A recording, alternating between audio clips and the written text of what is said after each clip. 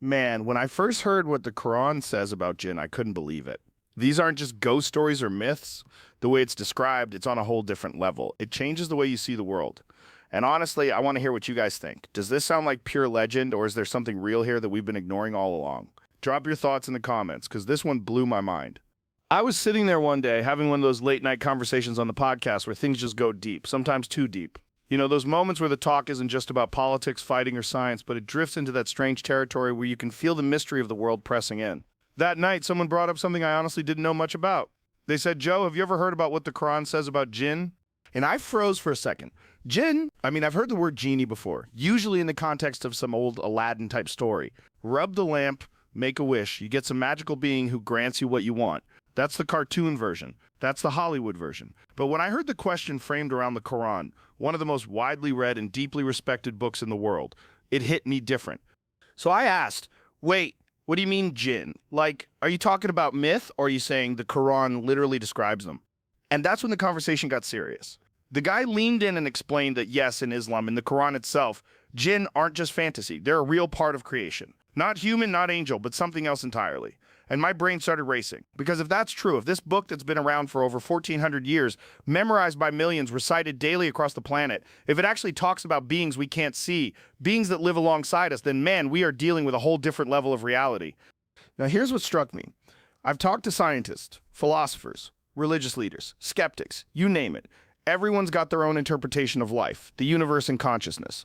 But the Quran, it puts jinn right there, clear as day. And the way it's written, it's not like, oh, here's a legend from the desert. No, it's presented as fact, as real as the existence of humans and angels. And I couldn't stop thinking about it. Like, imagine all the mysteries of life we struggle with. Shadow people, sleep paralysis, strange whispers in your mind, sudden dark thoughts you can't explain. Are these just brain chemistry? Or if what the Quran says is true, are we brushing up against something far more real, far more ancient? That's the part that gave me chills. Because here I am, a guy who spends his life trying to unpack reality.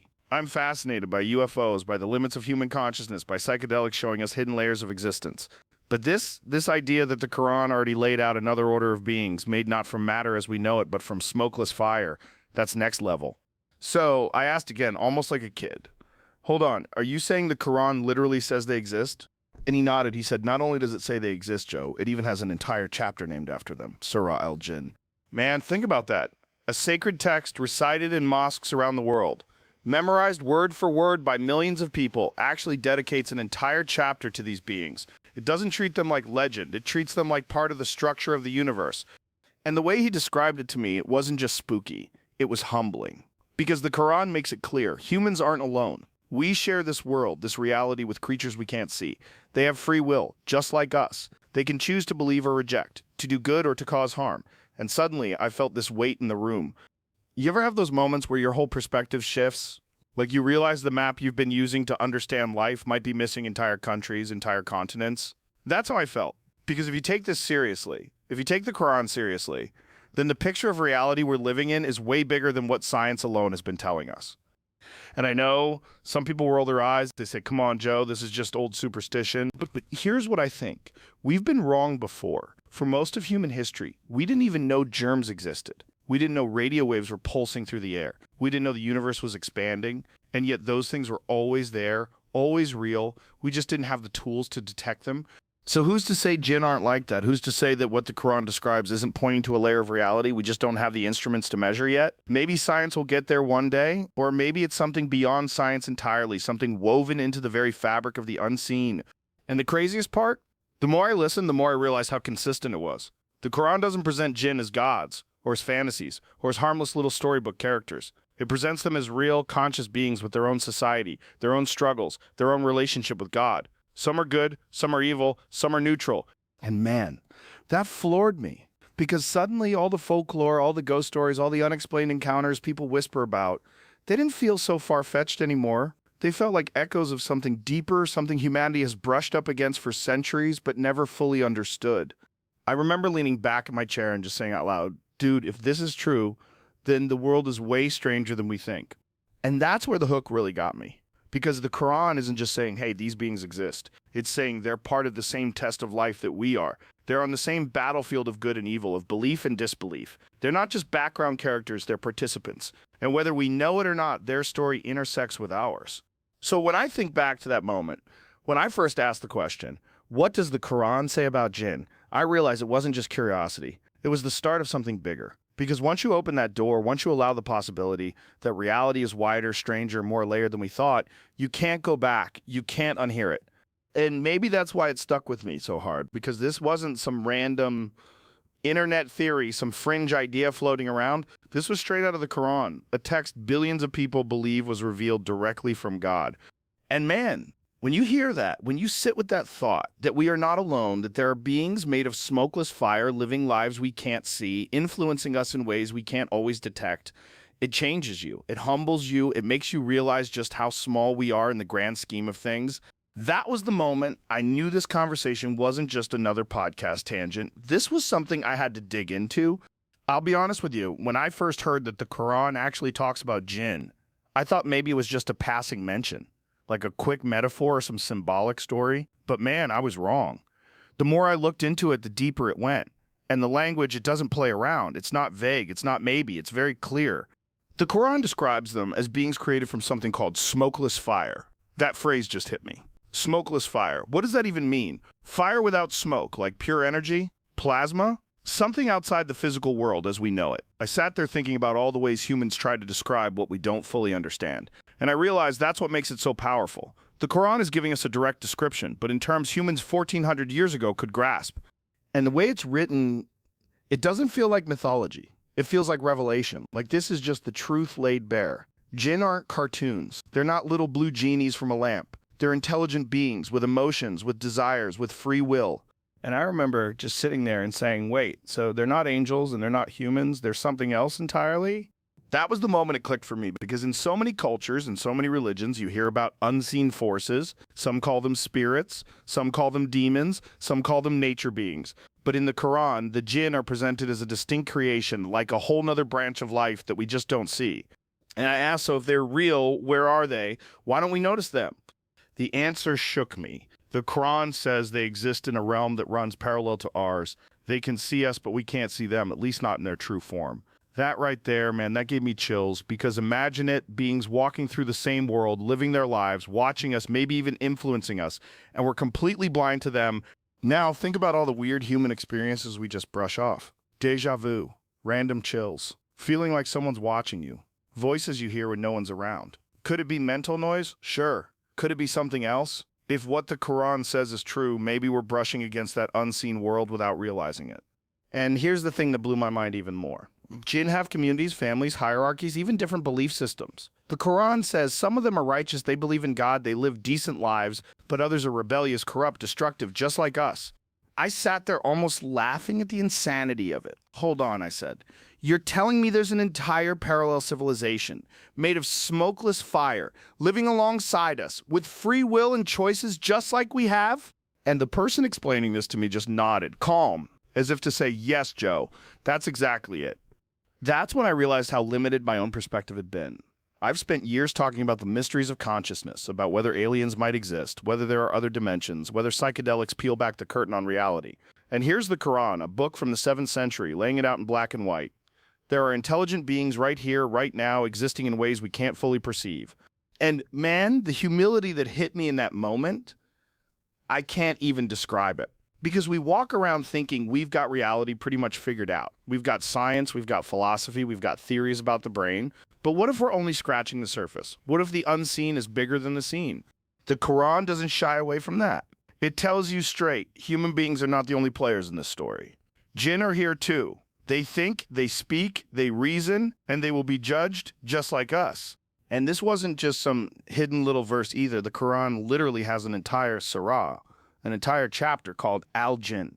When I first heard that, I thought it was a joke, but it's real. A whole section of this sacred text is literally the words of the jinn themselves, saying they've heard the Quran, they've listened to its message, and some of them have chosen to believe. That blew my mind. Because it's not just humans reacting to revelation, it's beings from another order of creation, standing in awe saying, yes, this is true. And think about that. What kind of text speaks to multiple species at once? What kind of revelation reaches not just humans, but also the unseen? I couldn't stop thinking about it. The more I tried to wrap my head around it, the more questions I had. If they're made of smokeless fire, what does their world look like? Do they have cities? Do they travel? Do they dream? And how much of our lives, our thoughts, our choices are brushed by their existence without us ever realizing it? You know me, I'm the guy who asks too many questions. I don't just accept things at face value. But the more I thought about the Quran's description of jinn, the less it felt like superstition and the more it felt like a missing puzzle piece. Like the world makes more sense if you include them in the equation. Because let's be real, humans have always sensed something beyond ourselves. Every culture has its stories of spirits, of whispers in the night, of encounters with something we can't explain. The Quran doesn't dismiss that. It gives it a name. It says, yes, there are beings you can't see. Yes, they live here with you. Yes, they matter. And that to me was staggering. Because if that's true, if the Quran is telling us about an entire order of creation beyond human perception, then we have to rethink almost everything we know about existence.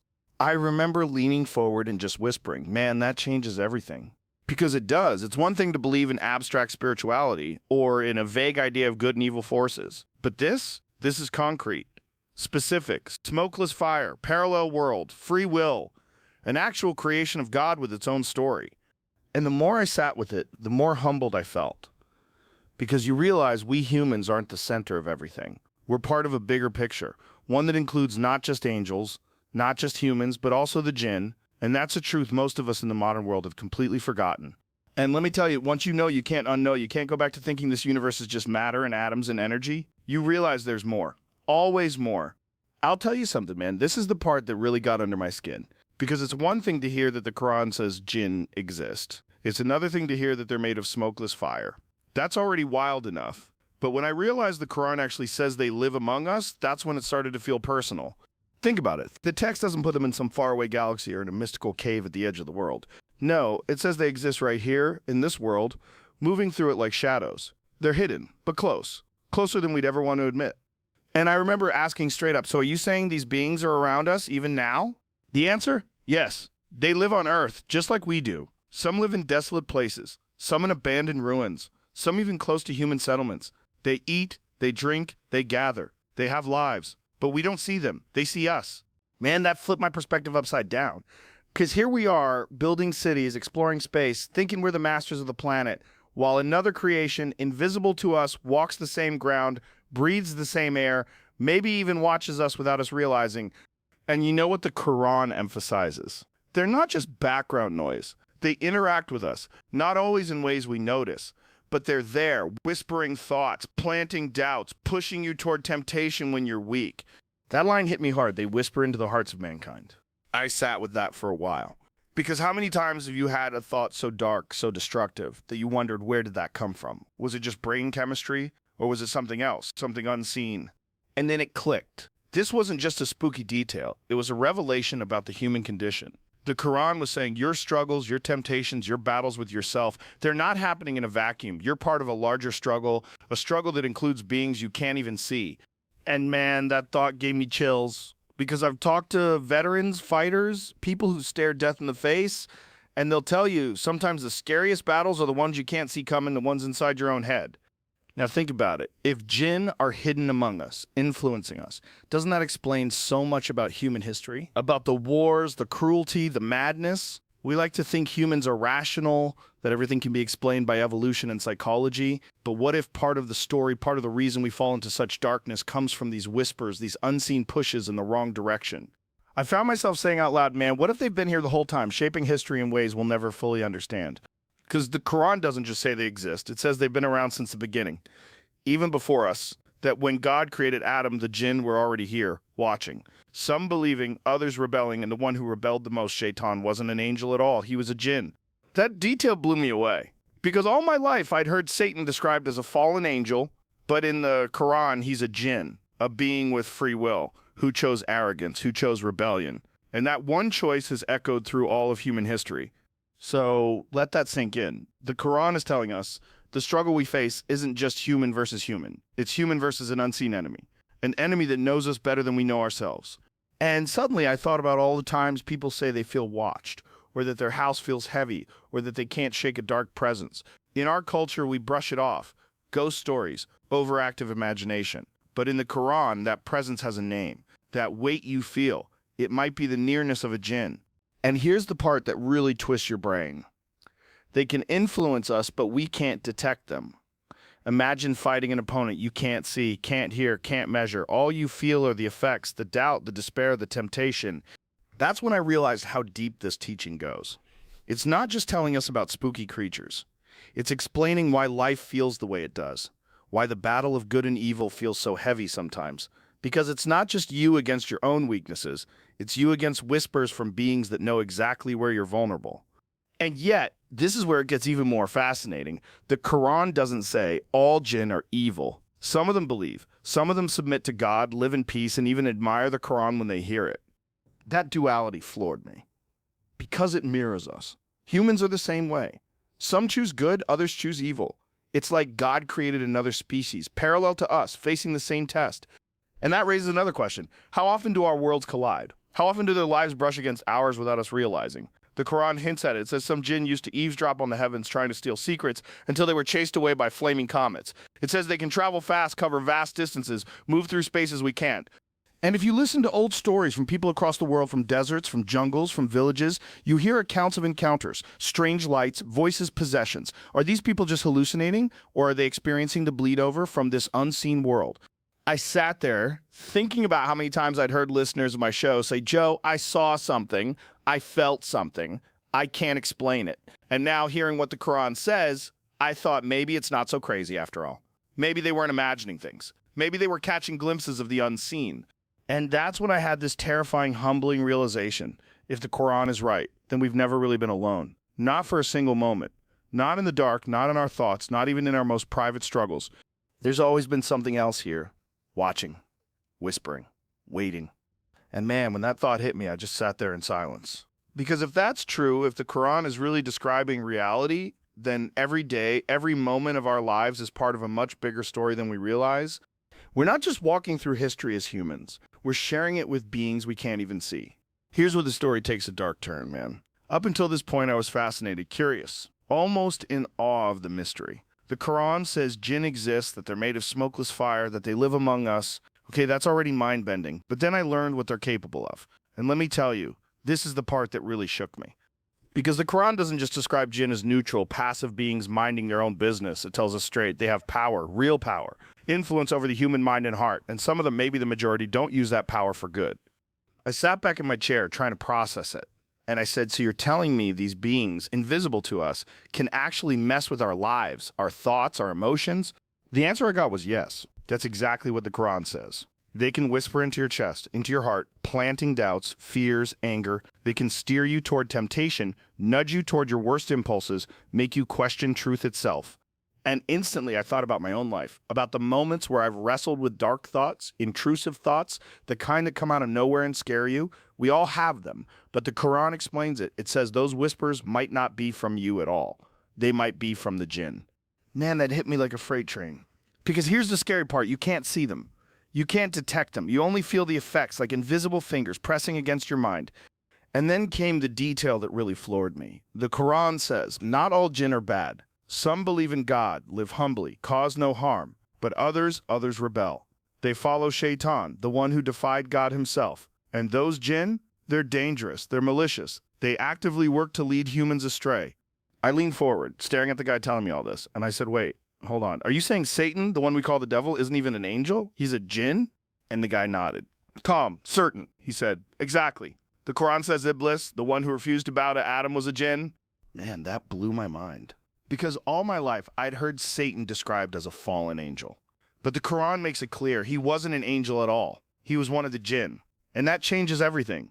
Because angels don't have free will. They don't rebel. They don't disobey. But jinn have choice, just like us. And Iblis chose arrogance. He chose pride. He chose to say, I'm better than him. I'm made of fire, and he's made of clay. That moment of rebellion, that refusal to submit is what cast him out. And from that day, according to the Quran, his mission has been one thing: to drag humanity down with him, to corrupt, to whisper, to deceive. And I couldn't stop thinking about that, because it paints a completely different picture of evil. Evil isn't just human mistakes or random bad luck. Evil has an intelligence behind it, a will, a strategy. And the Quran doesn't sugarcoat it. It tells you straight, Shaytan and the Jinn who follow him are enemies to mankind. They work day and night to lead us away from God, away from truth, away from goodness. And man, when you sit with that idea, it chills you to the bone. Because it means the struggles you face every day aren't just internal. They're not just you battling yourself. You're up against an enemy you can't see, one that's been studying humans for thousands of years, one that knows your weaknesses better than you do. I remember saying out loud, almost to myself, that's terrifying. That's like fighting a war you don't even know you're in. But here's the other side of it. The Quran also makes it clear. They only have as much power as we give them. Their whispers are just that. Whispers. They can't force you. They can't drag you without your consent. They can only suggest, invite, seduce. And if you resist, if you turn back to God, their power collapses. That gave me hope. Because as terrifying as the thought was, it also made sense. Life is a test. And part of that test is learning to tell the difference between your own voice and the whispers of something unseen. Part of it is standing firm when those dark impulses try to pull you under. And man, when I thought about it like that, I realized how relevant this teaching is. Look around at the world today. Addiction, violence, division, people consumed by greed, lust, hatred. You think that's just random? Just coincidence? Or is it possible, just possible, that there's an unseen hand nudging us in that direction, laughing as we destroy ourselves? That's when it hit me. This isn't just spooky folklore. This is a warning, a spiritual reality. The Quran is telling us, don't be naive. There are forces out there working against you, but they're not invincible. You can resist, you can push back, but you need to be aware. And that's why I sat there, stunned, thinking about how most of us in the modern world never even consider this. We think we're battling bad habits. We think we're wrestling with depression, with anger, with lust. And yes, that's true. But what if the origin of those whispers, the root of those destructive urges, is more than just our biology? What if it's the Jinn? The more I thought about it, the more it explained. Think about exorcisms. Think about possession. Think about the countless stories from every culture about people overtaken by forces they can't control. Science shrugs and says mental illness. But maybe, just maybe, sometimes it's something more. The Quran doesn't dismiss it. It names it. It warns us. It says, yes, there are unseen beings who want to harm you, who want to twist you, who want to see you fail. But remember, they're limited. They can't overpower the human spirit if it's rooted in truth, in faith, in remembrance of God. And that, to me, was both terrifying and empowering. Terrifying, because it means we're never really alone in the way we thought. But empowering, because it means the fight is real, the stakes are high, and our choices matter more than we ever imagined. I leaned back, my mind racing, and I whispered to myself, man, that changes everything. Because it does. Once you know this, once you understand that life isn't just human versus human, but human versus unseen forces that have been around since the dawn of creation, you can't unsee it. You start to notice, you start to ask questions, and suddenly the world feels different, heavier, but also more meaningful. That was the moment I realized the Quran isn't just describing Jinn to scare us. It's describing them to prepare us, to wake us up, to remind us that the real battle isn't just out there, it's inside, where the whispers echo. And if we don't learn to fight back, we'll never stand a chance. I've got to be honest with you, man. By the time I reached the end of all this, I wasn't just shocked, I was humbled. I was unsettled in a way I can't even fully describe, because this isn't just some spooky story. It's not just a myth to entertain yourself with around a campfire. The Quran talks about Jinn as a reality, a piece of the unseen world that we've been ignoring, denying, or mocking without realizing how serious it is. And the craziest part, it doesn't mention Jinn just to scare you. It's not about fear for the sake of fear. It's about perspective. When I sat there thinking about what I had just learned, I realized how small and blind we really are. We go through life thinking we've got it all figured out. Science, technology, psychology, yeah, we're advanced. But the Quran reminds us, you don't even know half the picture. You don't even see all the players in this game. And that hit me like a punch in the gut. Because it means the struggles we face aren't random. They're part of a bigger story, a bigger battlefield. Humans and Jinn, both created with free will, both tested, both choosing between good and evil. And the stakes? Eternal. That's when I thought to myself, man, this changes everything. Because if that's true, if unseen beings are whispering into our hearts, influencing us, sometimes even possessing us, then nothing about life is as simple as it looks. That anger you feel, that temptation you can't shake, that sudden dark thought, it might not just be you. It might be part of that bigger war. And the Quran doesn't just leave you with that revelation. It gives you a way to fight. Over and over again, it says, remember God, seek refuge. Don't give in to the whispers. Because at the end of the day, the Jinn don't control you. They can't. They can only suggest the power is still in your hands. That was the part that moved me the most. because it means the Quran is not just unveiling a terrifying truth, it's handing you a shield. It's saying, yes, the unseen exists. Yes, there are forces trying to drag you down, but you're not helpless. You're not doomed. You've been given tools, guidance, and strength greater than their whispers. And I couldn't stop thinking about how this changes the way you see human life. We spend so much time fighting each other, politics, money, ego, but the real enemy, the real danger, it's the one you can't even see. The one whispering in the dark, laughing while you destroy yourself.